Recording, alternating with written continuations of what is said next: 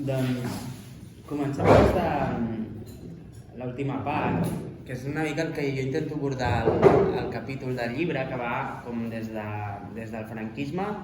fins a la crisi de règim d'aquests últims anys. És a dir, és un període, és un exercici bastant de risc intentar cobrir tants anys, però bueno, jo voldria dedicar la meva intervenció a parlar sobre alguns aspectes de l'antifranquisme i de la transició a Catalunya que jo crec que no s'han acabat de comentar molts cops o d'estudiar del tot, també des de la perspectiva del que ha passat aquests últims anys, de la crisi de règim que hem viscut, que ha sigut una crisi de règim tant del model que s'ha dit el règim del 78, el model territorial, el model nacional de l'estat de les autonomies que surt de la transició, com també, de certa manera, i per molta gent, la crisi també del model econòmic neoliberal, que també és una fase del capitalisme que comença sobretot a partir dels anys 80. I que aquest és un element que molts cops, aquestes coses que s'han descartat ara, però que molts cops quan es parla de la transició, es parla molt de la Constitució, es parla molt de l'estat de les autonomies i del pacte territorial, però molts cops no es té en compte, jo crec suficientment, que la transició a Espanya es dona en un context també de transició del capitalisme a nivell global, que són uns anys de crisi molt forta del capitalisme després de la crisi del petroli de l'any 73, que són anys de molta conflictivitat i d'una força molt important de les esquerres a tot el món, que això s'acaba tancant als anys 80 amb una reacció de classe que és el neoliberalisme, que comencen a guanyar Thatcher, comencen a guanyar Reagan, comencen a guanyar les forces conservadores a partir dels anys 80 a tot el món, i es dona una derrota molt important de les esquerres i del moviment obrer ja abans que caigui la URSS al 89. Llavors, també vull analitzar aquest període tenint en compte aquesta visió general de que la transició es dona també en un moment de transició i de canvi de fase del capitalisme a tot el món. I concretament, jo vull centrar la pregunta que vull intentar respondre en el fet de com expliquem el pas que es dona a Catalunya de l'antifranquisme al pujolisme. És a dir, com expliquem que la Catalunya antifranquista, que era un catalanisme antifranquista que arriba a la transició, és un catalanisme molt clarament hegemonitzat per les esquerres, amb una idea molt oberta i molt ambiciosa socialment del que és el catalanisme, que inclús el diari Le Monde arribarà a dir que Catalunya era el nucli roig d'Europa, i ens trobarem en les eleccions del 77 i del 79, on socialistes i comunistes seran primera i segona força. Què passa en aquesta Catalunya perquè l'any 80 guanyi Pujol i governi durant 23 anys Pujol? És a dir, què és aquest canvi d'hegemonies que es dona allà? Perquè jo crec que molts cops s'ha estudiat molt tot el que és el període d'antifranquisme fins a arribar a la democràcia, després també s'ha estudiat el pujolisme, però que en certa manera segueix existint una discontinuïtat que no està suficientment analitzada entre aquests dos períodes. I com expliquem aquest canvi que es dona llavors? També, per connectar-ho amb la resta de períodes històrics que hem anat tractant, jo crec que també s'ha d'entendre el pujolisme, l'arribada del pujolisme del 80 com una reconstrucció històrica de l'hegemonia del catalanisme conservador. És a dir, la Lliga havia sigut el principal actor dirigent i la principal força dinamitzadora del catalanisme des de principis de segle. A partir de la dictadura de Primo de Rivera perd la seva direcció del moviment nacional, llavors després vindrà Esquerra, després vindrà l'Esquerra als anys 30, després vindrà l'antifranquisme, on les esquerres i els sucs seran molt fortes, i no serà fins als anys 80 quan el catalanisme conservador tornarà a tenir l'hegemonia a dins del catalanisme. Per tant, trobem com aquest període que Hobsbawm li diu el curs segle XX, que va des de 1917 fins als anys 80, com un període també en el que el catalanisme conservador no va tenir la dirigència del moviment nacional i que veiem també com ja des d'Esquerra, com després anant cap al sud, que com es va donant en certa manera una tendència d'apropament del catalanisme amb el moviment obrer i que això es va fonent, però que en certa manera es torna a deslligar als anys 80 quan guanya Pujol. I que llavors serà ja Pujol, no Prat de la Riba, i serà Convergència, ja no la Lliga, qui tornarà a connotar l'element nacional a Catalunya en un sentit més conservador, més reaccionari en molts sentits. Llavors, crec que el pujolisme és un element que no ha estat suficientment analitzat en aquesta vessant de classe. Crec que molts cops quan s'analitza el pujolisme es posa molt èmfasi en la pròpia persona de Pujol, que ell va a una muntanya i veu que ha de reconstruir Catalunya i com una profecia autocomplerta, de que Pujol ha d'acabar governant Catalunya, o també es posa molt interès en la concepció nacional de Pujol i com Pujol construeix un imaginari i una identitat catalana, però no es té suficientment en compte que Pujol, l'antifranquisme, era una força subalterna respecte al que era el global d'antifranquisme català, que Pujol és tercera i quarta força a les eleccions del 77 i del 79 i que precisament en el moment que Pujol en algun moment passa de ser una força subalterna a guanyar unes eleccions, i que precisament el moment en què Pujol guanya les eleccions, ara veurem que són les primeres eleccions del Parlament de 1980, és un moment on es veu molt clarament el component de classe del pujolisme, I també les eleccions de 1980 també són un element que no s'ha estudiat molt i que està bastant oblidat i que no ha sigut important a l'hora d'estudiar el pujolisme. Jo crec que és un element important per veure en quin moment i en quines aliances concretes Pujol guanya aquelles eleccions. I per acabar de completar aquesta interpretació, jo crec que també s'ha parlat molt del que és la qüestió catalana, la transició de la Generalitat, de l'Estatut, i en com Pujol, en certa manera, és la persona que resol aquesta qüestió catalana, però també observant els documents històrics d'aquell període te'n dones compte com hi havia una altra qüestió catalana a la transició superimportant, que era l'hegemonia que tenien les esquerres a Catalunya. I aquesta era una qüestió catalana superimportant que preocupava moltíssim tant el règim com els propis sectors més conservadors del catalanisme. I que és central per entendre també la transició, com a Catalunya no només hi havia aquesta qüestió de la Generalitat i l'Estatut, sinó que també hi havia una qüestió de que era el lloc on les esquerres eren més fortes i que podien representar en certa manera una amenaça pels acords o per les correlacions de forces que s'estaven donant a la transició. Llavors, per entrar una mica, per començar, si anem a mirar el catalanisme dels anys 70,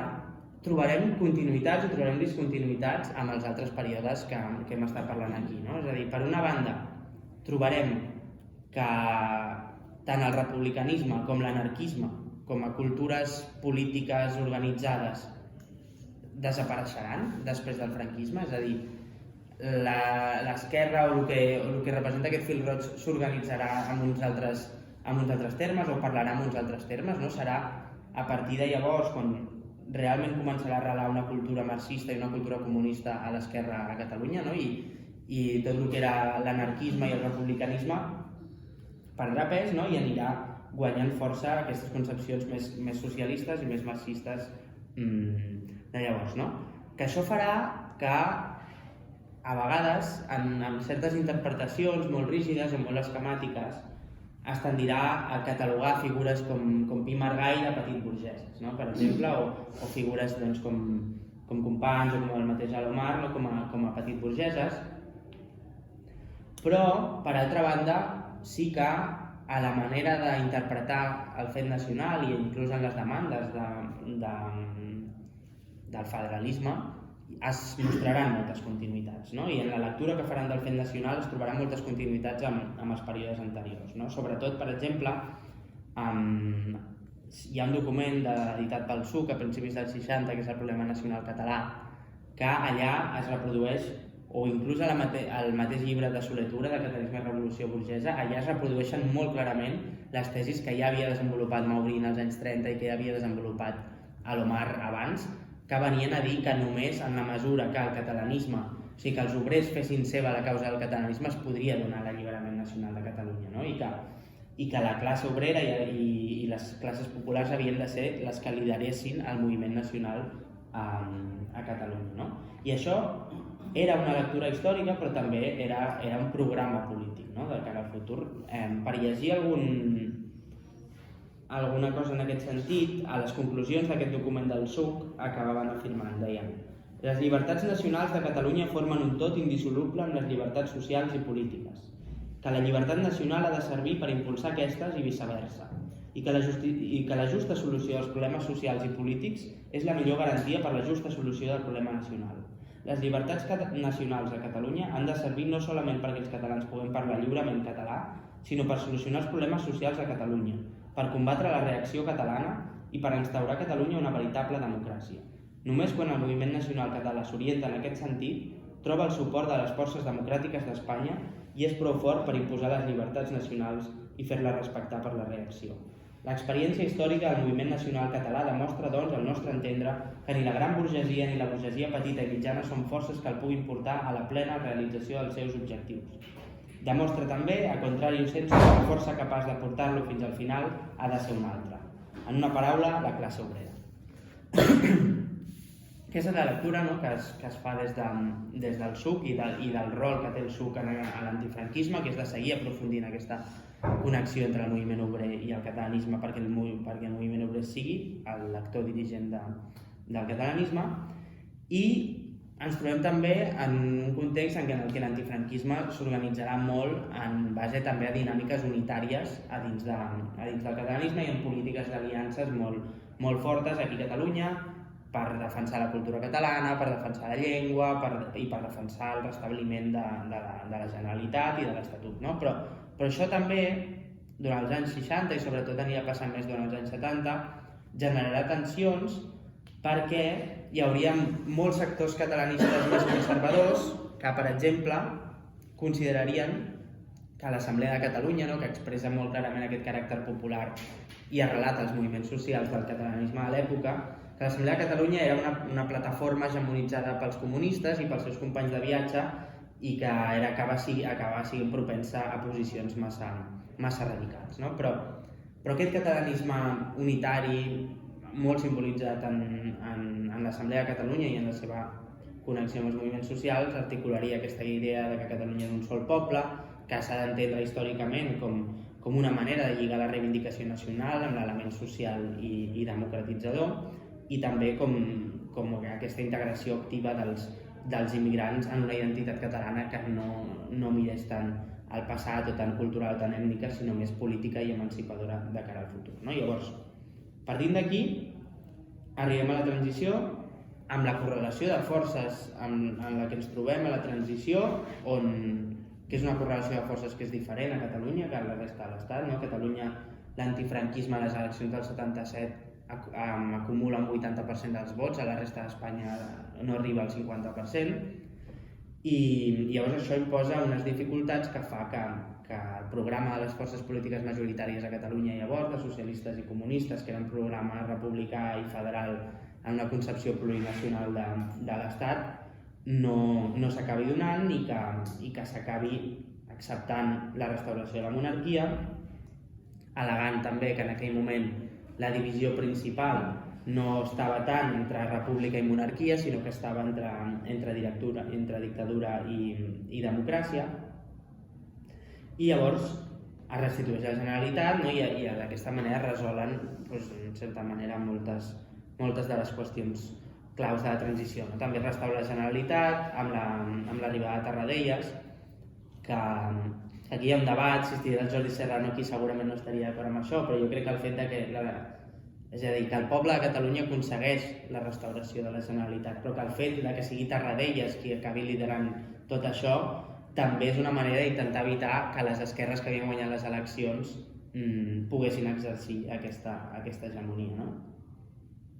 Llavors, perquè si anem a mirar aquesta altra qüestió catalana de la transició, aquesta hegemonia de les esquerres, veiem com just després de les eleccions de 1977,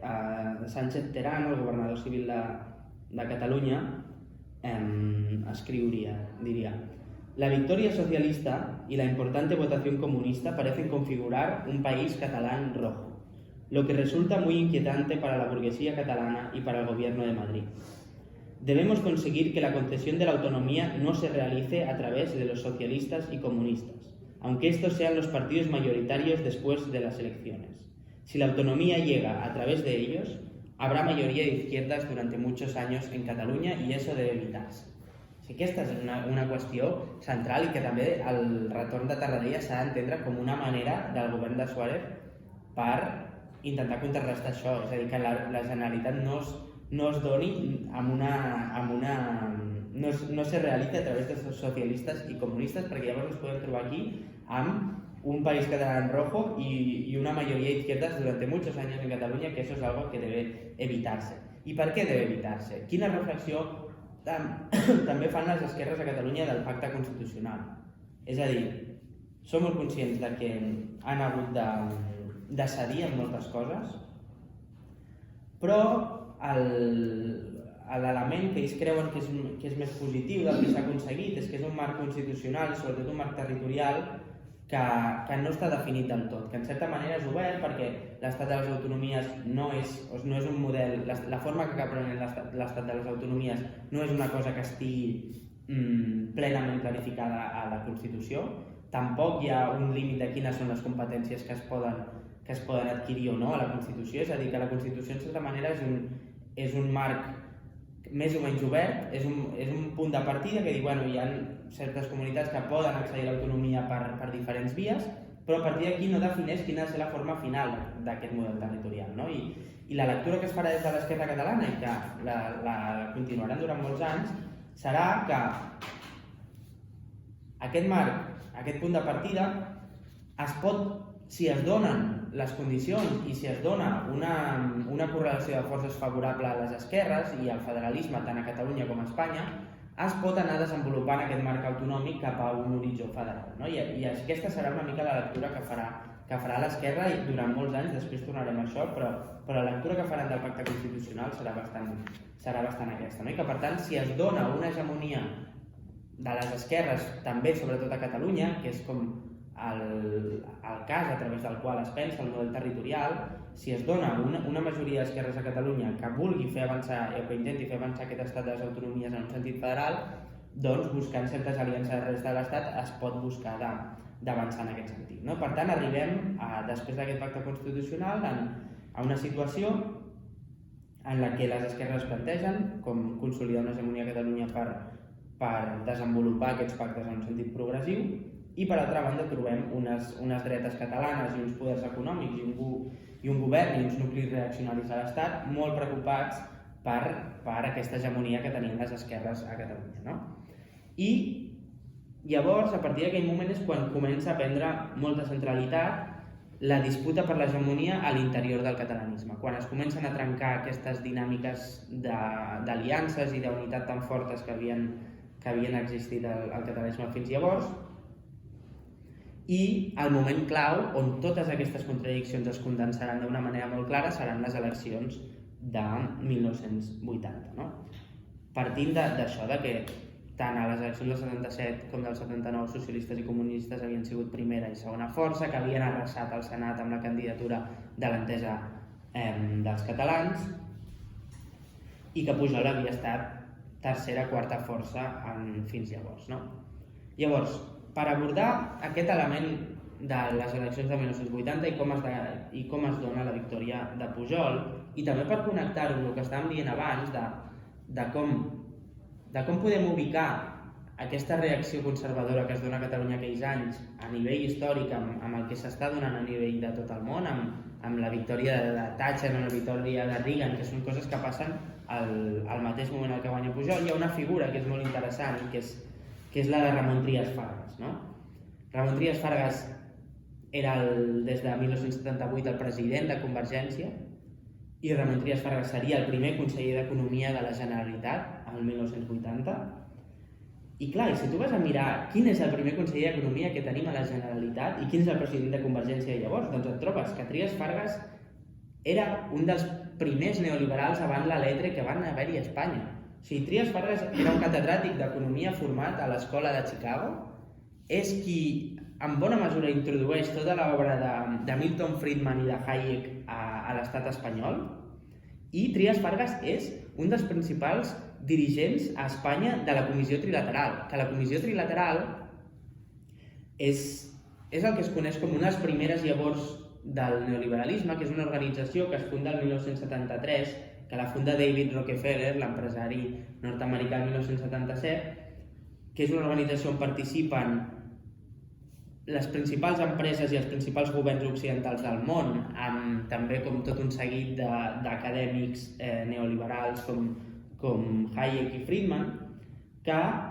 venen a constatar que estan molt preocupats per la força que estan prenent les esquerres després del maig del 68, per com al tercer món també s'està donant un procés de descolonització, com el moviment obrer cada cop està més a l'ofensiva, com els salaris estan augmentant molt en un moment de crisi,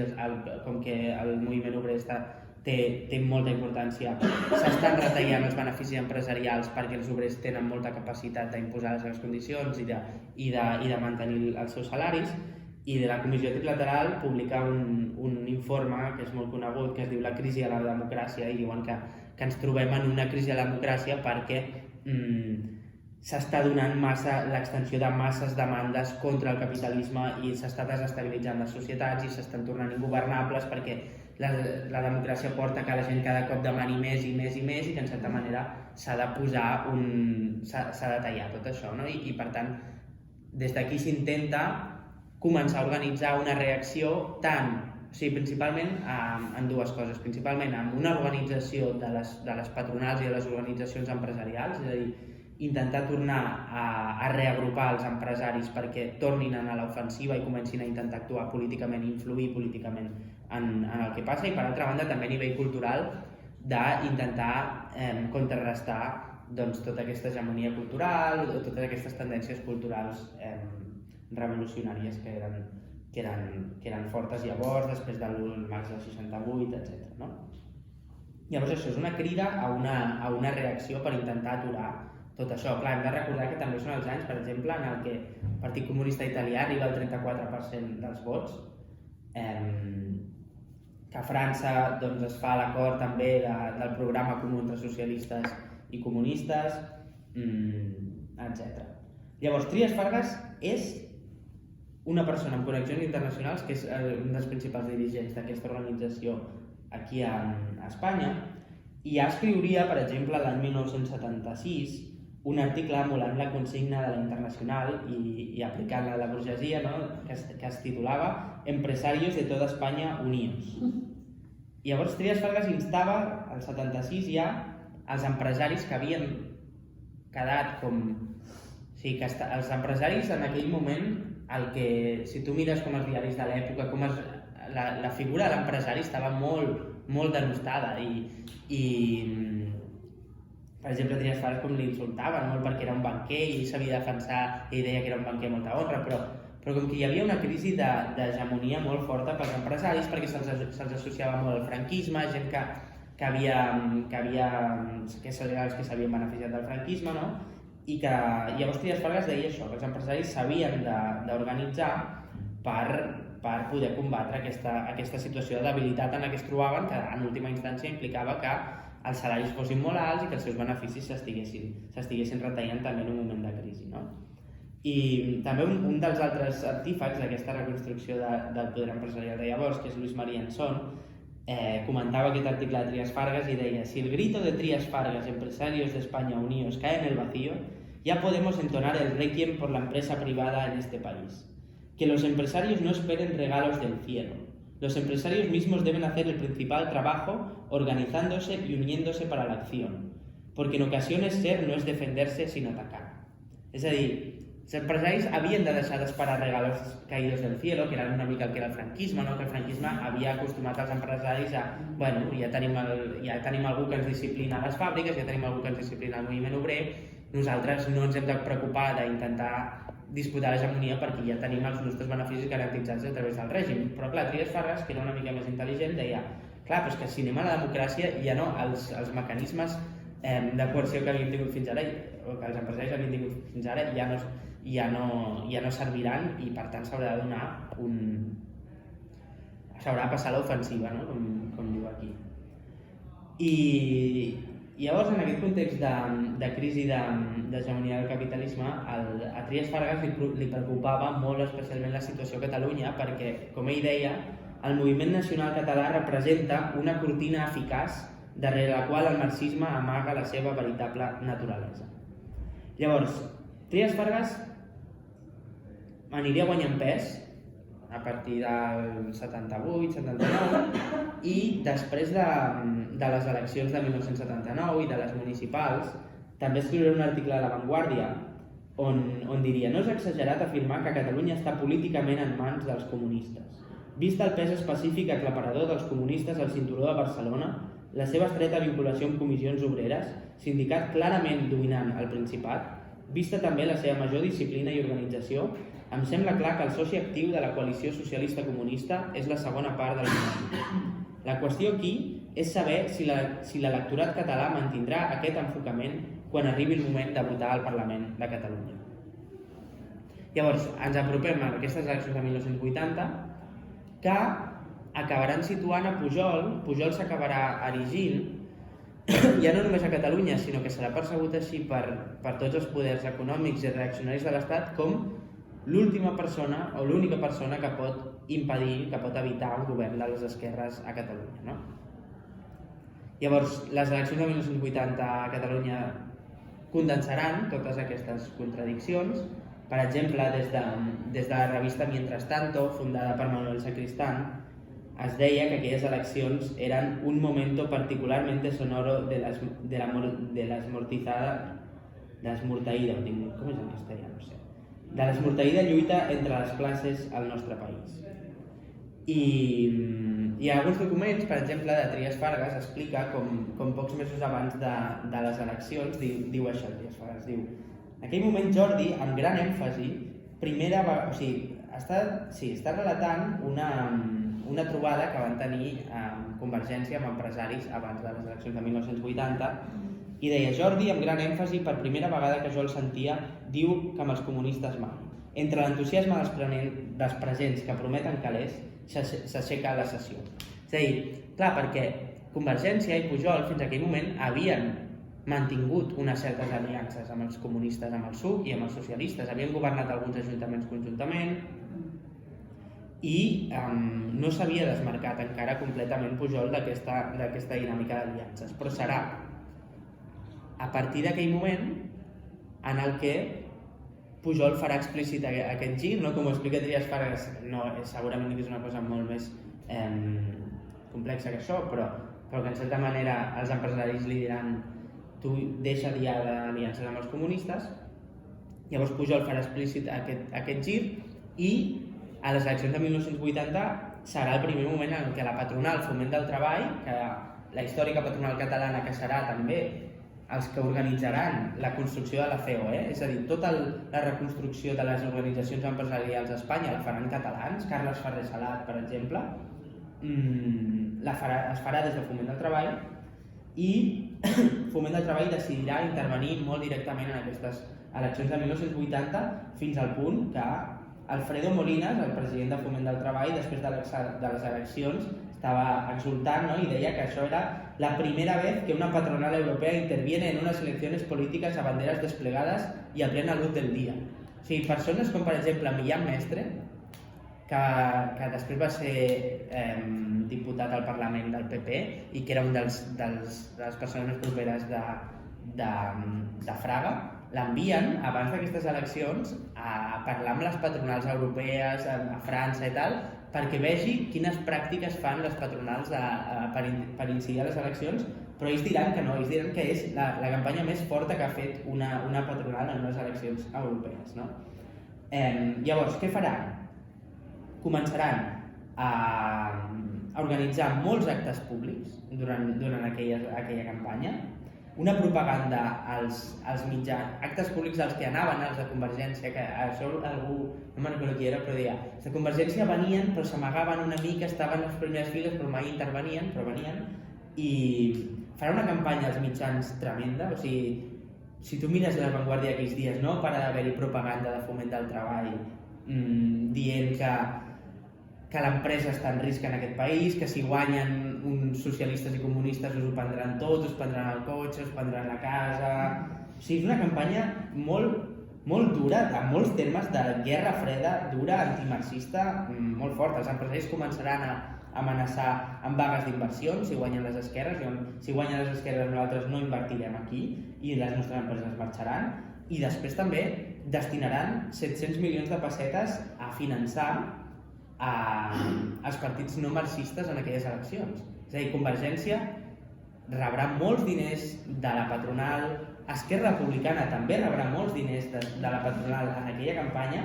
O sigui, perquè us feu una idea, el Foment del Treball destinarà 700 milions a finançar partits no marxistes. El pressupost de comunistes i socialistes junts era 150 milions de pessetes. Llavors, el to del discurs que feia servir la patronal en aquella campanya lligava molt amb moltes característiques del propi discurs de Pujol, no? És a dir, tendien a identificar que hi havia una essència històrica, Catalunya tenia una ànima que era aliena i que era incompatible amb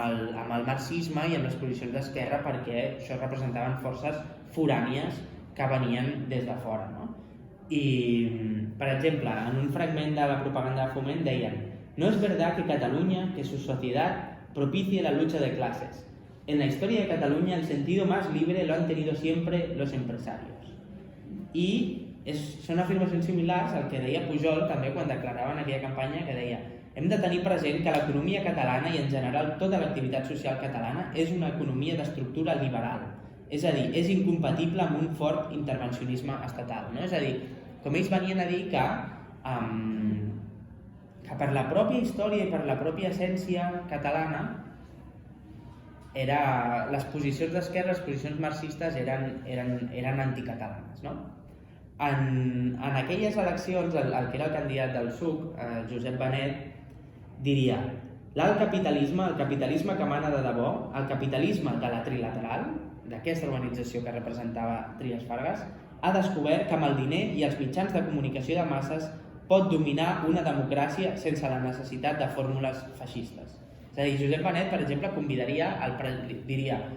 li diria al president de Foment del Treball que assistís als debats electorals. Diu, bueno, tu estàs fent campanya aquí com un partit més, vine als debats electorals, no? Evidentment no ho farien. Però clar, o sigui, l'esclariment de tots aquests fets, que són molt centrals a l'hora d'entendre la transició i la consolidació de l'autogovern a Catalunya, ens ajuda a entendre una mica, no, el que deia Fontana quan deia que el gran conflicte global que va dominar la segona meitat del segle XX no va ser, com es va pintar, un enfrontament entre el món lliure i el comunisme, sinó entre les forces de la llibertat d'empresa contra tot allò que pogués oposar-se als seus interessos, no? És molt clar el que passa aquí a Catalunya llavors. Pujol guanyaria aquelles eleccions, no amb majoria absoluta, hauria de fer pactes, pactaria amb Esquerra i amb UCD, és a dir, Esquerra, el que farà el PSUC serà proposar un govern de socialistes, comunistes i Esquerra Republicana, però Esquerra Republicana, a part de que Heribert Barrera, que era el dirigent principal, era molt anticomunista i molt antimarxista, també tenia uns deutes al partit molt grans que estava finançant Foment del Treball. I a partir de llavors, als anys 80, no, començarà una erosió, a mesura que el pujolisme es vagi fent hegemònic, començarà una erosió molt ràpida dels espais socials i culturals de l'esquerra. El PSUC, que havia tret un 20% dels vots el 1980, entrarà en crisi en el seu 5è congrés el 1981 i trauria un 5% dels vots el 1982, és a dir, censuraria el PSUC. Els socialistes, que fins a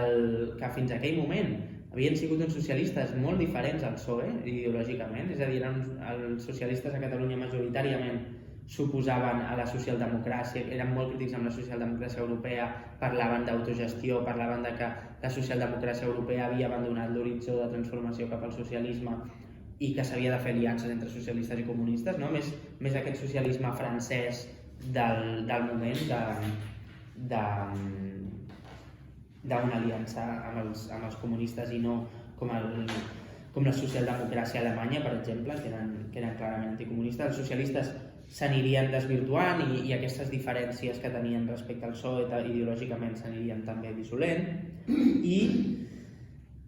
tot això suposaria una catàstrofe ja no només pels treballadors i per l'esquerra catalana, sinó per la pròpia democràcia, no? I per la pròpia vitalitat del moviment nacional català en el moment en què milers d'homes i de dones van començar a abandonar la política activa,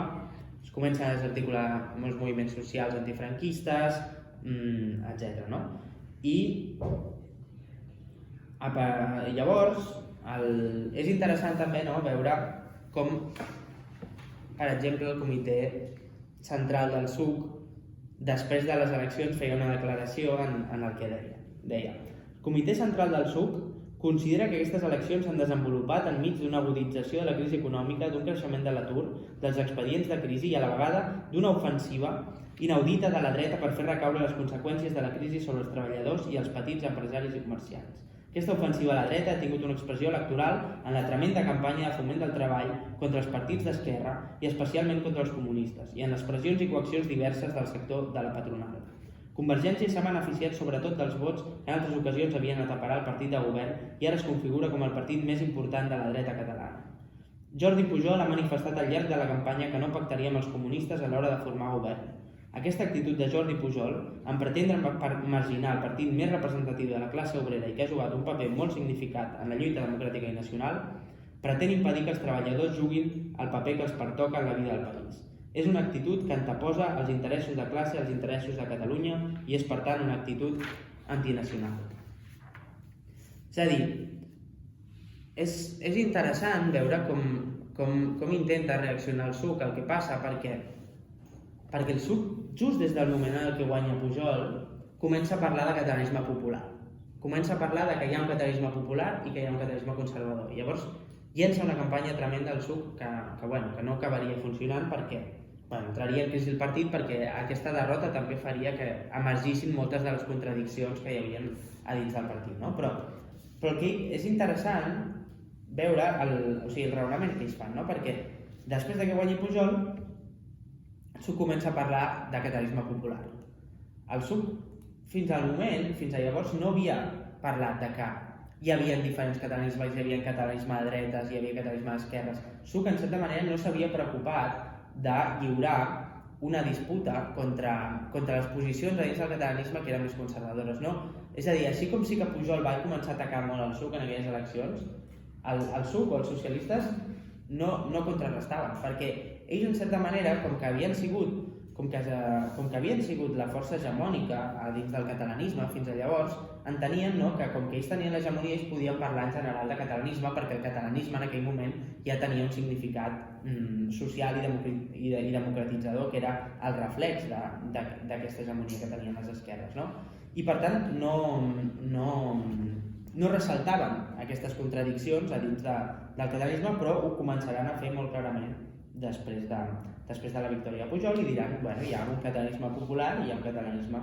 conservador. I precisament aquesta crítica de no lliurar aquesta disputa contra les posicions catalanistes més conservadores ja era una crítica que molts sectors del partit ja venien fent durant la transició. És a dir, des dels sectors més propers a Manuel Sacristán, ja al 1977 a la revista Mientras Tanto, per exemple, es faria la crítica i es diria: aquesta formulació de la qüestió nacional per sobre les classes clarament hegemònica en el marc polític català als darrers temps és un dels aspectes més preocupants. És lògic que de cara a uns objectius de mobilització concreta es facin formulacions que puguin ser seguides per un ventall de forces el més ampli possible, però el que resulta inacceptable és que es renunciï d'entrada i sistemàticament a desenvolupar el contingut que cada classe dona a la qüestió nacional. En la mesura en què el proletariat i les classes populars no presenten la seva pròpia alternativa, es reforça aquest nacionalisme per sobre les classes i es deixa la porta oberta perquè les opcions de la burgesia adquireixin plena hegemonia. No s'expliciten les contradiccions existents a l'interior de les instàncies unitàries. És a dir, què venien a dir? Aquí venien a dir que, en certa manera, les esquerres havien caigut en, per exemple, reivindicar l'Estatut en abstracte i no explicar suficient com l'Estatut podia ser un marc que afavorís els treballadors. És a dir, si tu mires la participació en el referèndum d'aprovació de l'Estatut, és un 50%, és un 50 poc per cent la participació en el referèndum de l'Estatut, i hi ha una abstenció obrera molt gran, no? És a dir, la crítica en certa manera era que no es desenvolupava el contingut social i de classe que podia tenir l'autogovern a Catalunya, no? I això, segons aquests sectors, també anava generant un bloqueig que impedia obrir un debat entre les classes populars sobre quin contingut havia de tenir aquest autogovern, no? Per altra banda, també el que es troba... La crítica, en certa manera, que jo també veig de la lectura que feien les esquerres llavors era que ells no acabaven de ser conscients, o no van ser conscients fins molt tard, de com s'estava donant aquesta reacció de les dretes i dels grans poders econòmics que clarament ja no estaven interessats en fer un pacte social. O sigui, les esquerres durant la transició, en certa manera, el que volen és intentar repetir el que és el pacte social de postguerra que es dona després de la Segona Guerra Mundial, doncs intentar fer un pacte social llavors, intentant en certa manera això amb els pactes de la Moncloa, no? De dir, bueno, el moviment obrer està en un moment de força i els empresaris estan en un moment de debilitat, tampoc tenim la força per fer la revolució ara mateix, anem a intentar fer un pacte social amb aquestes condicions que ens permeti consolidar tota una sèrie de drets socials i tal per anar avançant després, no? Però clarament el capital no estava en aquell moment interessat en fer un pacte social, sinó que el que volia era derrotar les esquerres, poder tornar a augmentar els beneficis a costa dels salaris, no? I per tant trencar la columna vertebral dels sindicats i del moviment obrer. Llavors, per anar acabant, és a dir, si tornem en aquest context global, veurem com Margaret Thatcher guanya el 1979, Reagan guanya el 1980 i jo crec que un dels elements que no s'ha interpretat és que el pujolisme expressa també aquesta reacció conservadora que es dona a tot el món en aquells anys. Evidentment, amb les seves formes catalanes, és a dir, no és el mateix el contingut del discurs de Thatcher neoliberal que el de Pujol, no? El de Pujol pren unes formes pròpies nacionals a Catalunya i és diferenciat, però històricament, si entenem el neoliberalisme no com una ideologia coherent, sinó com una reacció de classe que es dona en un moment històric determinat, doncs jo crec que podem ubicar el pujolisme en tot això, no? I al final també el pujolisme com aconseguirà deslligar el component social i el component nacional que fins llavors i des dels anys 30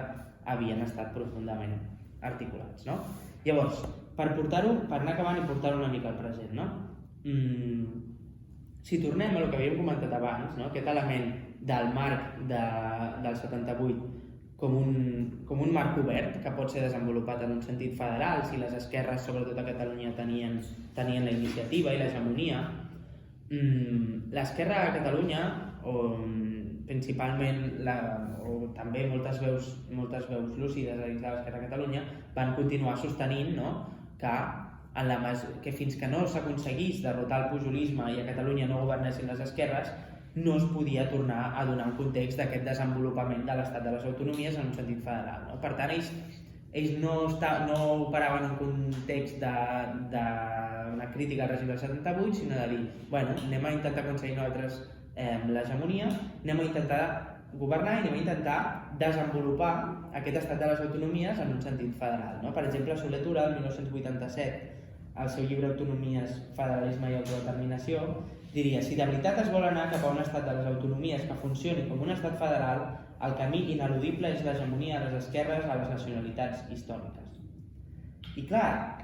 i què és l'Estatut? O sigui, l'Estatut precisament és això. O sigui, precisament és aquest intent una mica precari, si voleu, però en última instància és un intent en un moment en el que les esquerres recuperen una certa iniciativa i una certa hegemonia a Catalunya,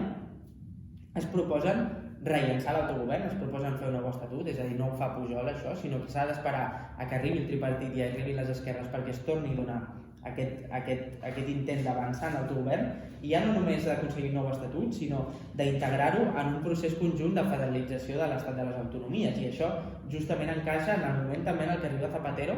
i Zapatero comença a parlar de l'Espanya plural. Llavors, el que expressa l'Estatut és precisament aquest intent d'implantar una lectura federalitzant dels pactes del 78, i en aquell moment és el primer moment des de la transició en el que aparentment poden haver-hi les majories suficients a Espanya per tirar endavant això, amb Zapatero i amb el tripartit aquí. Llavors, clarament, no, és del fracàs de tot això d'on neix l'expansió de l'independentisme durant les últimes dècades i d'on neix ja la convicció de que el problema és el règim del 78 i que, per tant, ja no hi ha aquesta expectativa de que es pot federalitzar l'estat de les autonomies, doncs cau, i això és el que expressa el creixement de l'independentisme, i això és el que expressa doncs, com ja molts d'aquests sectors ja prenen consciència del que el que s'ha de fer és ja avançar cap a nous processos constituents i cap a nous moments constituents, i que aquesta expectativa de federalització del règim doncs, ja no s'aguanta, no? I això és el que fa que jo crec que avui, si resseguint tot aquest fil de la nostra tradició, crec que és bastant evident que no hi ha un horitzó pel catalanisme avui que no passi per una caiguda del règim del 78 i per l'obertura d'un procés constituent que pugui reconèixer el dret a l'autodeterminació,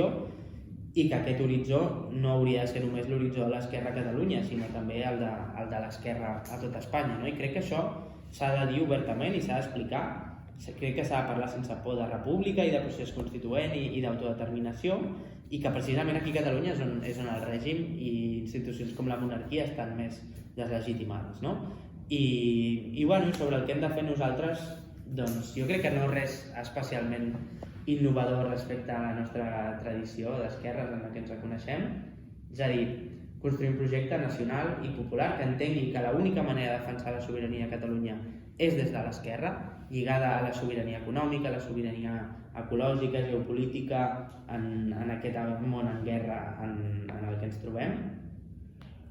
I, per tant, doncs, aconseguir, efectivament, obrir un ample debat entre les classes populars sobre el contingut que ha de tenir aquestes reivindicacions nacionals, i jo crec que és cap a aquesta direcció cap on s'ha de conduir la discussió sobre la sobirania, no? I s'ha d'aprofundir en